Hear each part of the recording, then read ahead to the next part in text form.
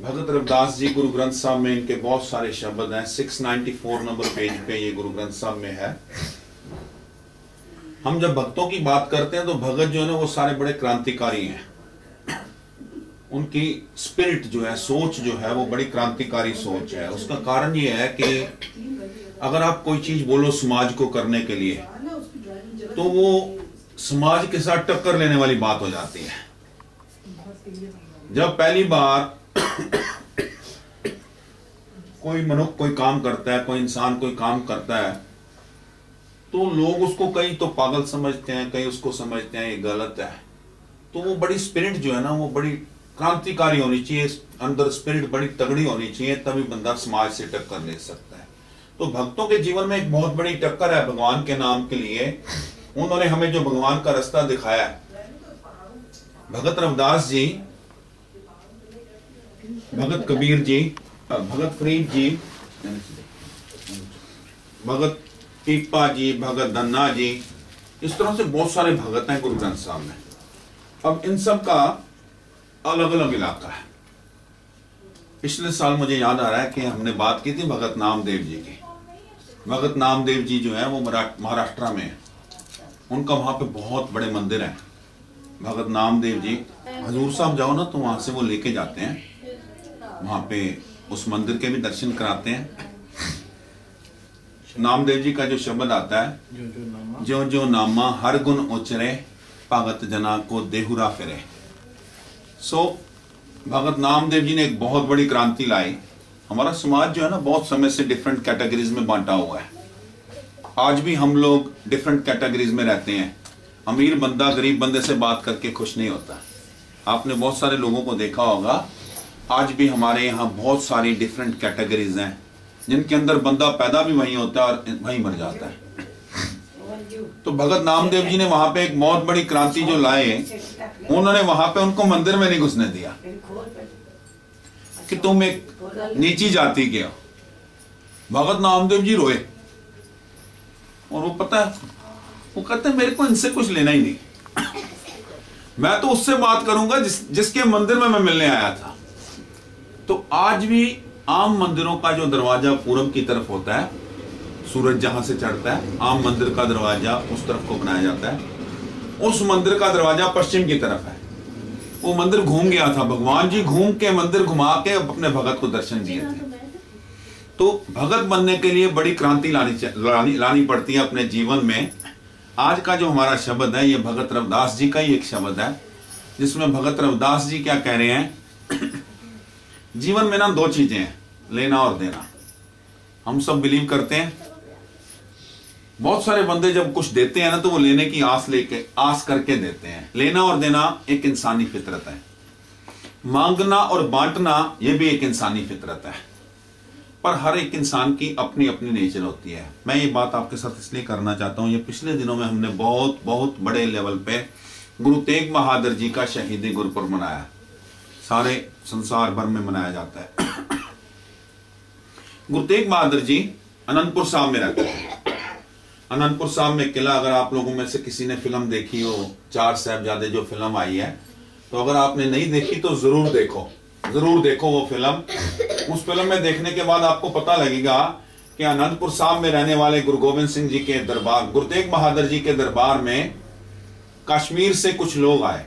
500 साल पहले भी ऐसा ही हाल था, 800 साल पहले भी ऐसा हाल था। उस वक्त कश्मीर के अंदर कन्वर्जन हो रहा था कि जितने हिंदू हैं इन सबको मुसलमान बना दिया जाए।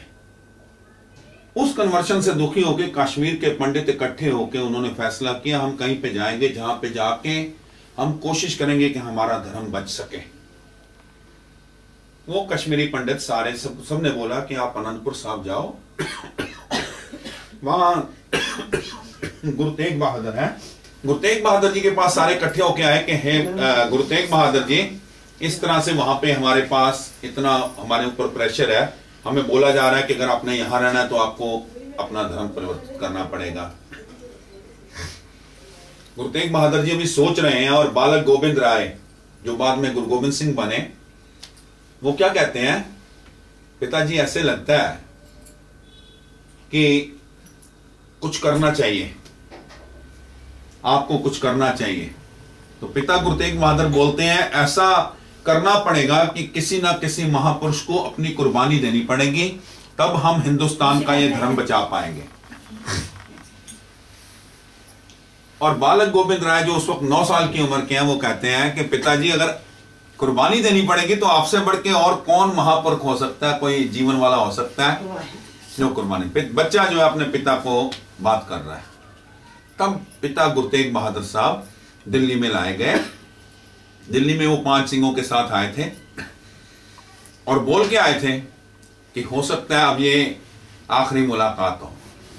और यहाँ पे उनको शहीद कर दिया गया था। जो भाई मतीदास चौक है जो शीशगंज गुरुद्वारे के सामने है, जब आप कभी जाओ तो जरूर देख के आओ। वहां पे उनके साथ के 3 और थे जो उनके फॉलोअर थे, उनको मानते थे। वो साथ आए थे 5, और 3 उनमें से भाई मतीदास जी, भाई सतीदास जी और भाई दयाला जी।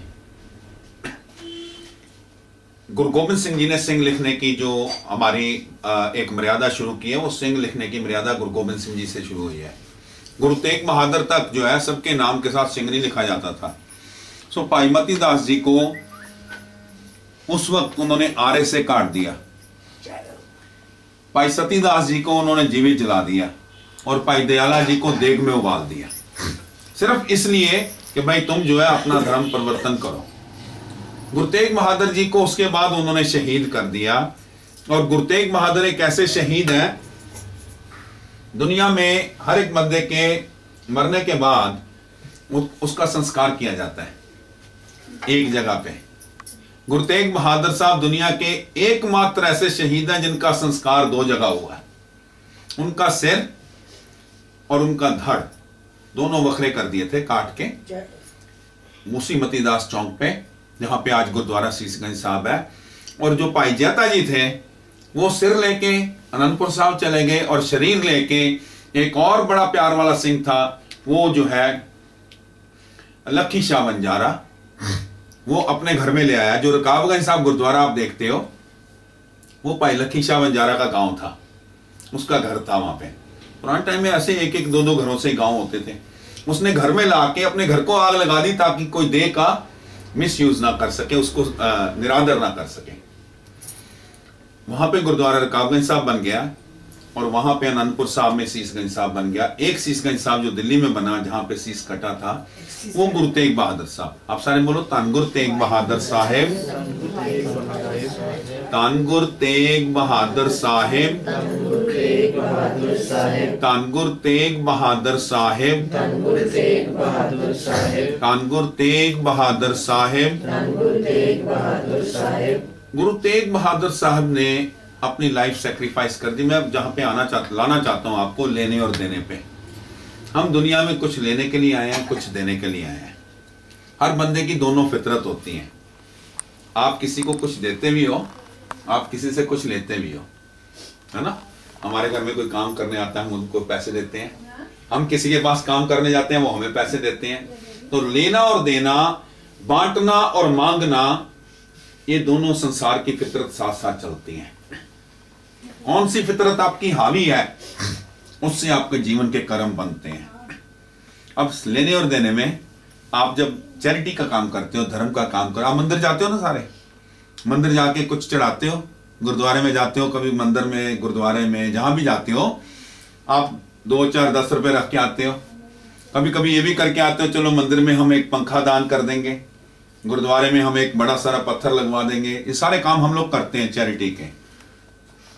चैरिटी का काम कौन सा करना है? हर बंदा अपनी अकल से चैरिटी का काम करता है, और इसीलिए मंदिर, गुरुद्वारे ये सब चलते हैं। मंदिर गुरुद्वारों में सब चैरिटी का ही पैसा आता है।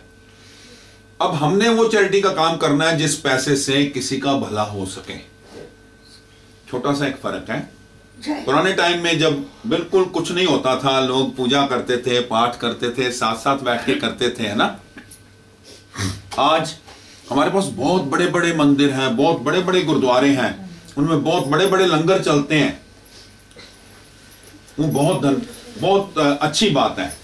और उसके साथ हमें ये जरूर सोचना चाहिए कि अगर मैं किसी का भला, आज बहुत सारे ऐसे गरीब लोग भी हैं जिनके पास अपने बच्चे को पढ़ाने के लिए पैसे नहीं है, आज हमें भगवान ने सब कुछ दे दिया, तो हम ऐसी भी कुछ चैरिटी करें जिसके साथ किसी का जीवन में भला हो जाए।